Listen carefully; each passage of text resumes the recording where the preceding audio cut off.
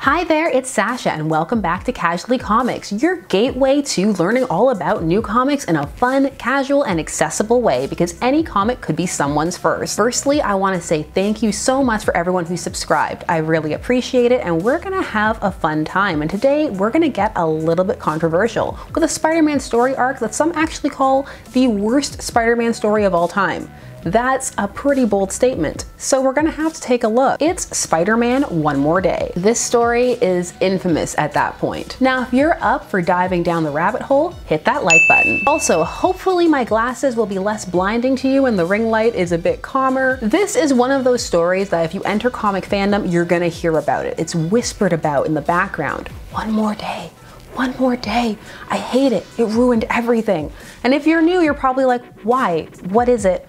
What happened? And most importantly, you're probably wondering, why exactly am I supposed to hate this? Well, oh boy. People have feelings about this story. This story is known for one thing mainly, and that's Spider-Man and Mary Jane's marriage dissolving thanks to the devil, or rather his Marvel affiliate, Mephisto. It's the devil divorce. Yes, that's what people call it. You know you're interested now. Don't lie. Okay, so what happened and most importantly why? For the climate and the context actually has a lot to do with why people hate this. Some people, of course it varies. There are some who enjoy it, but the predominant fandom feeling that you're going to encounter is so I can hear birds chirping, don't they know? It's One More Day. The One More Day storyline, which can now be handily collected in trade paperback format, was initially a crossover event published in 2008 that ostensibly dealt with wrapping up some of what had happened in Marvel Civil War. This comic spanned The Amazing Spider-Man 544, Friendly Neighborhood Spider-Man 24, and The Sensational Spider-Man Volume 2, Issue 41. You've got to get your adjectives right or you're going to end up in a whole other realm of comic. Also, it's not weird to have multiple Spidey comics running at the same time. In fact, the hope with some of these crossover events is that you're gonna pick up all the books and stay there. That way they can increase sales and boost interest. It works sometimes and other times it doesn't. Sometimes people just get annoyed at having to hop from place to place to place with all of these tie-ins. So they end up waiting for the trade. Or they just get confused. Also, comics cost money. People have to make decisions. Don't do this to me, Marvel. And DC. And everybody. All right, get ready. Civil War Cliff Notes. There's a pro-superhuman registration side and an anti-side. Tony pro, Steve anti. Peter was initially allied with Tony for the start of it, and he was convinced by him, though ultimately it was still his choice, to reveal his identity to the public, which makes for a great shocking panel, but obviously was not going to play well in terms of lasting ramifications. One of Peter's core struggles is life balance, facilitated by the fact so few people know who he is. Also, you know, keeping his loved ones safe. Which doesn't happen, because Aunt May gets shot. Which brings us to One More Day. Aunt May is shot. Peter is a fugitive having switched sides during Civil War. Everybody knows who he is. He's hunted. It's an awful time. He also has weird organic spider powers, which don't matter because they're about to be retconned out in the same storyline. So that means bye-bye organic webbing. Yeah, he had that for a bit. It came directly out. That's not a webbing gesture. Flip. That came from a storyline that is also not very liked, called Spider-Man the Other, not so coincidentally by our same author, J. Michael Straczynski, of Babylon 5 fame, and for some, Spider-Man infamy. Mileage varies on his run, largely because it ended like this. So, we've laid the groundwork. Are you ready for the demonic divorce? You know you are. Let's do it. These 4 issues all build up to the deal with Mephisto. In issue 1, Peter, having no insurance, seeks out help to try and keep his aunt in the hospital.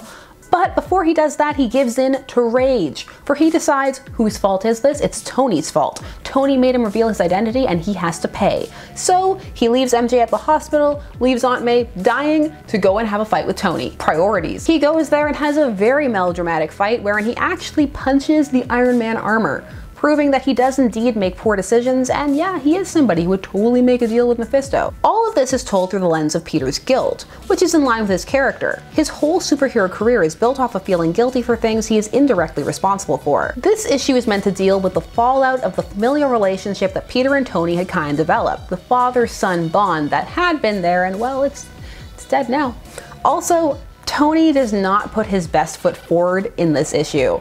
Just he comes off very poorly. No one comes out of Civil War looking great. I mean, Steve comes off a bit better, but that's because he died on the courthouse steps at the end of the whole arc. It was after, it was the tail end, it ties into something else. It's confusing. But of course, you know, he wasn't really dead. I mean, you know no one likes you if you stay dead.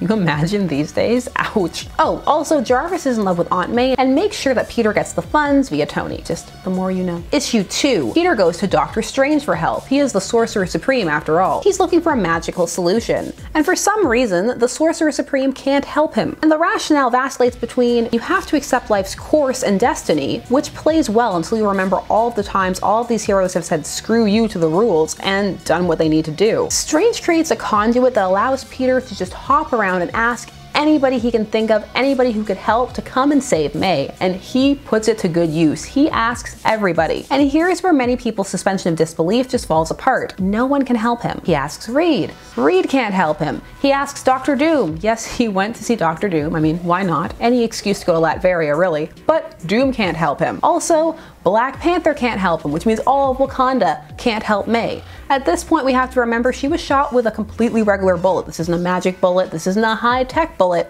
This is a regular bullet. And all of a sudden, no one can do anything about that because reasons. Okay, sure, Jan. Either they all really hate Peter, or Aunt May is really suffering from plot convenience-itis, which is a horrible and chronic ailment, and there is no cure, and no one is safe. It's highly contagious. So basically, you have to suspend your disbelief a fair bit for this, and not everybody could. So, issue 3. Peter's desperate. No one can help him. That means it's time for demons. Of course it is. Suddenly Peter sees a mysterious young red-haired girl who lectures him about how selfish she is and how he focuses on his problems and how everything affects him. I mean, where's the lie? This entire time, Mary Jane's just been dealing with Aunt May being shot mostly by herself because he's off having ing. Also, yes, MJ is in this, not really till the end, even though it's about her marriage dissolving.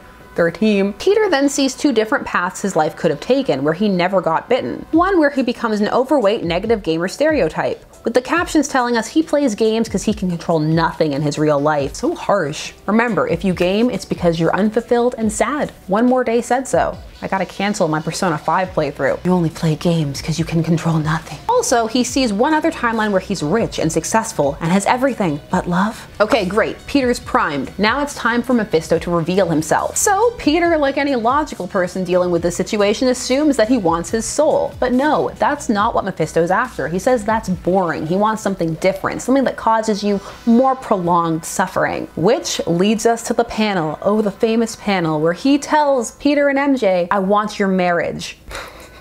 Can't even say that with a straight face. I want your marriage. Give it to me. Give me your marriage. So now we need to take a step back and look at the climate and the reason this storyline happened. Now, it happened ostensibly for the fact that we needed to retcon that everybody knew who Peter was. It was just too much of a departure from traditional Spider-Man lore. And it was also about getting Peter back to a more relatable state, as there was a feeling that he had progressed too far away from his starting base and readers couldn't identify with him anymore. However, the main reason many felt was causing this was his marriage. They felt him being in a stable, relatively happy married relationship made him seem unidentifiable. The author himself was never a fan of these two's marriage, which caused some ripples when it was put into effect. This was because when they first got married, some felt it was a cash grab and for editorial mandate. I mean, so was this. Also, the fact that lots of writers seem to have a hard time writing married couples has nothing to do with it. Nothing at all. What crazy talk. Relatability. Penciler and editor Joe Quesada had a notorious hate-on for this marriage and had wanted it ended for years. So with this story, he had the opportunity to make it happen. Issue 4. This is where the dissolution happens, and it's meant to be this heroic sacrifice. Peter giving up his happiness that his aunt can live. Even though the rest of the issues were talking about how he had to accept death. So I guess Mephisto was right. He is selfish, at least in this story. Mary Jane agrees to this mostly because of the plot and I love him and I want him to be happy, no matter what. She then whispered a secret something in his ear that drove fans crazy for years. The two spend the last issue deciding what to do and agree to the deal so long as Peter's identity is erased. But here's the really unpleasant part. It is then revealed that the little girl that Mephisto was manifesting himself as was their future unborn daughter, who will now never exist, at least for the time being, because of their deal. Which of course he has to tell them because he's evil. Peter is then retconned back to not being married, living with his aunt, and chilling with Harry Osborn, because being a perpetual college/post-college person is more identifiable than any form of stability ever. Even a constant job seems impossible for Peter. So here's the thing.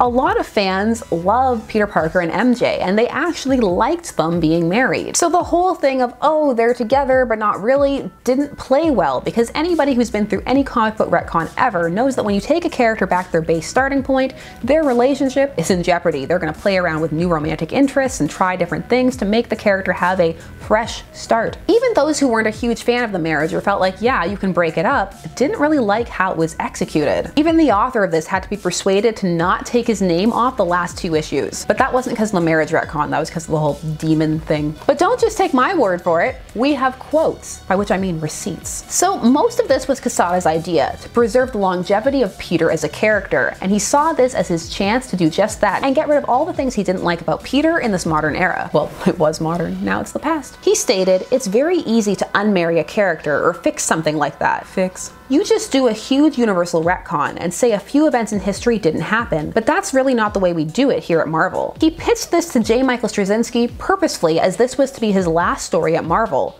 and he felt, yeah, this was a good chance. What a way to go. Of the final project, Straczynski said, "There's a lot that I don't agree with, and I made this very clear to everybody within shouting distance at Marvel, especially Joe Quesada. There was a point where I made the decision and told Joe that I was going to take my name off the last 2 issues of the OMD of the One More Day arc. Eventually Joe talked me out of that decision because at the end of the day, I don't want to sabotage Joe or Marvel, and I have a lot of respect for both of those." But he still thinks they should be unmarried, just saying. Quesada also took this as an opportunity to undo MJ's pregnancy storyline because he just hates domesticity between these two of any kind. Of the Devil Divorce, which was dubbed, he had this to say on why he feels it was better than actually having the characters get divorced. This was because that would mean they gave up on their love, that their life in love together was so awful, so stressful, so unfulfilling that they had to raise a red flag and walk away from it. They quit on their marriage, and even more tragic, they quit on each other. Instead, we had them make a deal with the devil, because that isn't as bad.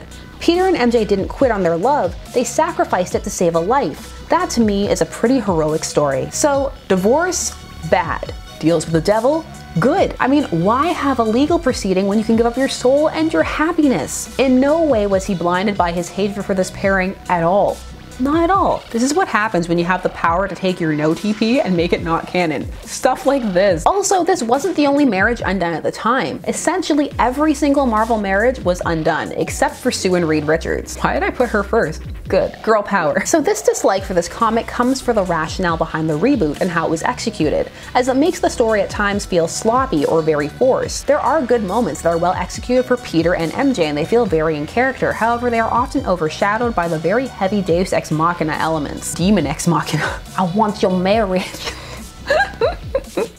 Now, it's been years since this story, and many love what has occurred for Peter and MJ since, but this moment still remains an unpleasant blip for some. And who knows, it may annoy new potential creators so much that they might come and work at Marvel years later and have them get married again out of spite. Although they kind of are in an alternate timeline, but not in the main verse. So does that really count? Kinda. It's kind of pandery. Just a little. So for those who are new to comics, this is a moment you really have to form your own opinion about. And of course, march to your own drum. If you think the storyline is amazing and you love it, then love it. You don't have to agree with what everybody else says.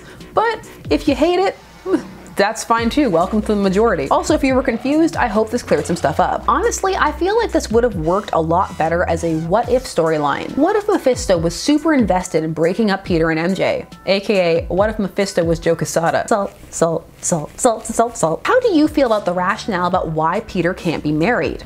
If you agree with it, how would you have handled this retcon? And also, how would you have hidden his secret identity again? Can we blame all of this on Civil War? Probably. If you read this comic back in the day, what did you think of it? Or are you now interested in reading it? That's right, I ask a lot of questions and I want a lot of answers down below. And I also want you to go down there and do all of the things.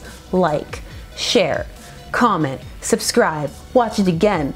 Thanks so much for spending some time with me to discuss comics. I'm not down for the Devil Divorce, but maybe you are. There are of course going to be more casual comic reviews coming soon. In fact, every Friday at 1 p.m. EST, expect to find us here talking about some kind of comics some kind of way. Let me know what comic you think we should tackle next. That's right, another thing for you to do down there. I'm Sasha, and I'll see you all again soon with another comics vid. Bye bye.